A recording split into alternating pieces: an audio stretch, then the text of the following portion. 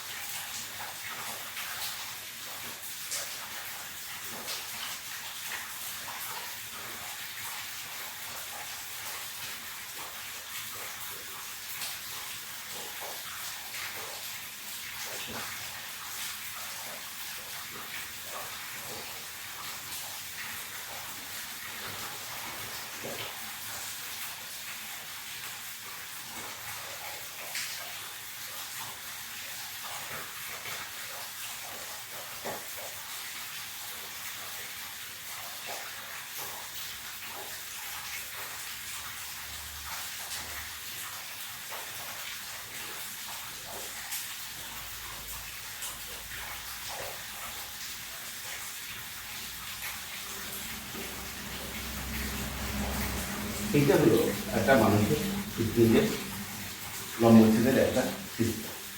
আমরা যদি এখানে ভালো করে দেখি, মানুষের হৃৎপিণ্ডটাকে আমরা চারটে প্রকোষ্ঠে ভাগ করতে পারি। প্রকোষ্ঠগুলো কি কি? এই একটা প্রকোষ্ঠ, এই প্রকোষ্ঠকে বলা হয় বাম অলিন্দ, এইটা হলো ডান অলিন্দ, এটাকে বলা হয় বাম নিলয়, আর এইটা হলো ডান নিলয়।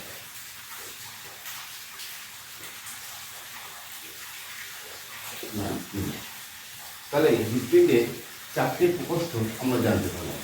1 নম্বর প্রকোষ্ঠ, 2 নম্বর প্রকোষ্ঠ, 3 নম্বর প্রকোষ্ঠ এবং 4 নম্বর প্রকোষ্ঠ। এই চারটে প্রকোষ্ঠ হৃৎপিণ্ডে লক্ষ্য করা যায়। এবার যদি আমরা ভালো করে দেখি, হৃৎপিণ্ডের এই প্রকোষ্ঠগুলো যেমন আছে, হৃৎপিণ্ডের বিভিন্ন অংশের সঙ্গে বিশেষ কিছু কতগুলো অংশ যুক্ত আছে।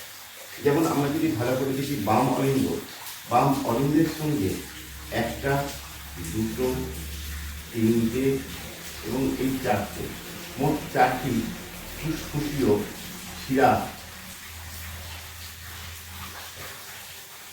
ফুসফুসীয় শিরা যুক্ত থাকে। এসব করা 4টি ফুসফুসীয় শিরা যুক্ত থাকে।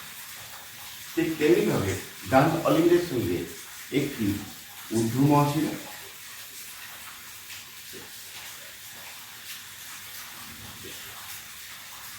এবং একটি নিম্ন মহাশিরা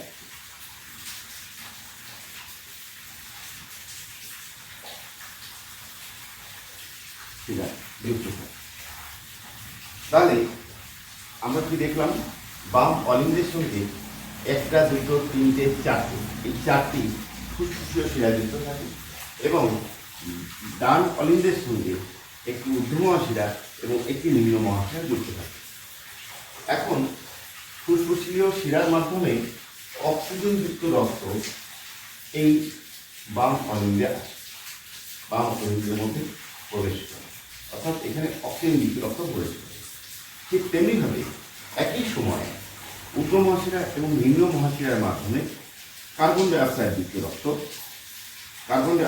রক্ত এই ঊর্ধ্ব মহাশিরা এবং নিম্ন মহাশিরার মাধ্যমে কোথায় আসে না ডান অলিন্দে আসে। এবার অলিন্দদ্বয় যখন রক্তে পরিপূর্ণ হয়ে যায়, তখন অলিন্দ এবং নিলয় এই সংযোগস্থলে একটি করে কপাটক থাকে। এই কপাটকটাকে বলা হয় দ্বিপত্রক কপাটক।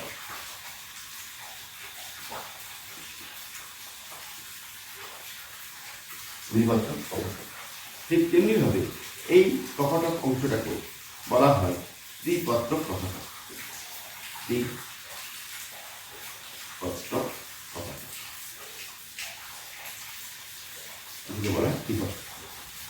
তাহলে এই দ্বিপত্রক কপটক, এইটা গেল দ্বিপত্রক। এখন অলিন্দদ্বয় যখন রক্তে পরিপূর্ণ হয়ে যায়, এই দ্বিপত্রক কপটক খুলে যায় এবং দ্বিপত্রক কপটক খুলে গেলে বাম অলিন্দ থেকে অক্সিজেনযুক্ত রক্ত বাম নীলয়ে এসে ভর্তি। ঠিক একইভাবে দ্বিপত্রক কপটক খুলে গেলে ডান অলিন্দ থেকে কার্বন ডাই অক্সাইড যুক্ত রক্ত ডান নীলয়ে এসে উপস্থিত হয়। এখন নীলয় যখন রক্তে পরিপূর্ণ হয়ে যায়, এখানে কিন্তু একটা ভালো জিনিস তোমরা লক্ষ্য করতে পারবে। লক্ষ্য করে দেখো, এখানে কিন্তু অক্সিজেনযুক্ত রক্ত এবং কার্বন ডাই অক্সাইড যুক্ত রক্তের মিশ্রণ হচ্ছে না, এরা সম্পূর্ণভাবে পৃথকভাবে পরিবাহিত হয়। আমরা যখন মাছের হৃৎপিণ্ড দেখেছি, মাছের হৃৎপিণ্ডটাকে আমরা কি বলি? ভেনাসি হৃৎপিণ্ড। সেখানে আমরা কেমন দেখেছিলাম? মাছের হৃৎপিণ্ডটা যখন আমরা দেখেছিলাম, সেখানে আমরা দেখেছিলাম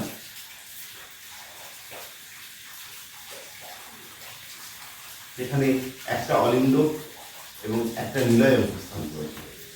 সেখানে অক্সিজেনযুক্ত রক্ত এবং কার্বন ডাই অক্সাইড যুক্ত রক্ত মিশ্রিতভাবে বাইরে, অর্থাৎ একদিক থেকে অক্সিজেনযুক্ত রক্ত এবং কার্বন ডাই অক্সাইড যুক্ত একইভাবে মিশ্রিত অবস্থায় দাঁড়িয়ে হয়। উভচরে কিন্তু একই ঘটনা ঘটে। সরীসৃপের ক্ষেত্রে হৃৎপিণ্ডের এই অংশ কিছুটা সম্পূর্ণভাবে বিভাজিত না হয়ে আংশিকভাবে বিভাজিত হয়ে থাকে, এই পর্যন্ত বিভাজিত হয়। যাই হোক, আমরা মানুষের হৃৎপিণ্ডের যে জায়গাটুকু দেখলাম, এখন রক্ত কোথায় এসে পৌঁছেছে? নীলয়ে রক্ত এসে পৌঁছেছে। যখন নীলয়ে রক্ত এসে পৌঁছায়, তখন একটা জিনিস ভালো করে দেখো, এই অক্সিজেনযুক্ত রক্ত এবার কি হচ্ছে?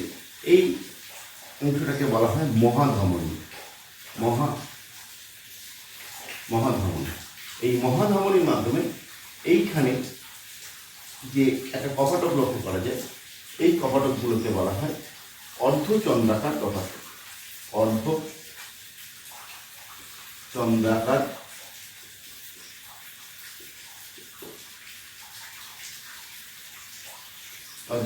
কপটক। এই অর্ধচন্দ্রাকার কপটক খুলে যায়। ঠিক এখানেও থাকে অর্ধচন্দ্রাকার কপটক। এই অর্ধচন্দ্রাকার কপটক খুলে গিয়ে কি হয়? এই বাম নীলয় থেকে কোন রক্ত? না, অক্সিজেন পরিপূর্ণ রক্ত কোথায় যায়? কোষে পৌঁছে যায়।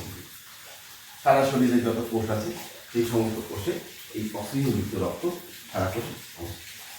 ঠিক একই সময় কি ঘটনাটা ঘটে? একই সময় এই যে অংশটা আমরা লক্ষ্য করছি, এর নাম হলো ফুসফুসীয় ধমনী। ফুসফুসীয় ধমনী। এই ফুসফুসীয় ধমনীর মাধ্যমে কার্বন ডাই অক্সাইড যুক্ত রক্ত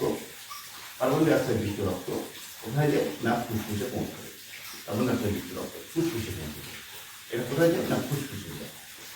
ফুসফুসে। আর অক্সিজেনযুক্ত রক্তটা কোথায় যায়? না, কোষে যায়। যত শরীরের সজীব কোষ আছে, সজীব কোষগুলোতে এই অক্সিজেনযুক্ত রক্ত চলে। তাহলে এখানে আমরা মানুষের হৃৎপিণ্ডটাকে ভালো করে দেখলাম। আমরা আরেকবার ভালো করে দেখে নিই। মানুষের হৃৎপিণ্ডের 4টি প্রকোষ্ঠ। একটা বাম অলিন্দ, বাম নীলয়, ডান অলিন্দ, বাম নীলয়, ডান নীলয়। পরীক্ষায় কোশ্চেন আছে দ্বিপত্রক কপটক কাকে বলে? তখন আমরা কি বলবো? যে বাম অলিন্দ এবং বাম নীলয়ের সংযোগস্থলে যে কপটক বর্তমান থাকে তাকে বলা হয় দ্বিপত্রক কপটক। যদি পরীক্ষায় কোশ্চেন আসে দ্বিপত্রক কপটক কাকে বলে, তখন বলতে হবে ডান অলিন্দ এবং ডান নীলয়ের সংযোগস্থলে যে কপটক লক্ষ্য করা যায় তাকে বলা হয় দ্বিপত্রক। এখানে মোটামুটি হৃৎপিণ্ডের গঠনটা আমরা ভালো করে দেখতেছি। তাহলে এটা কি? না, মানুষের হৃৎপিণ্ডের লম্বচ্ছেদ।